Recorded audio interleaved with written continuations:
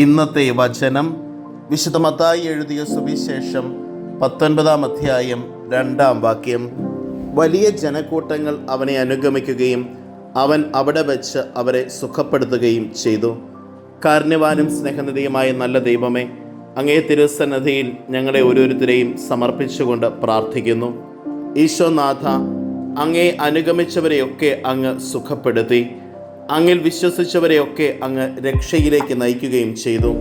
ഞങ്ങളുടെയും ജീവിതത്തിൽ യഥാർത്ഥ സൗഖ്യവും രക്ഷയും സ്വന്തമാക്കുവാൻ ഞങ്ങളെ അനുഗ്രഹിക്കണമേ.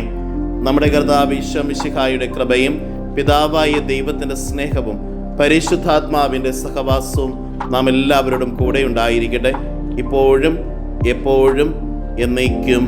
ആമേൻ. ഇന്നത്തെ നിയോഗം എല്ലാ രോഗികളെയും സമർപ്പിച്ച് പ്രാർത്ഥിക്കാം.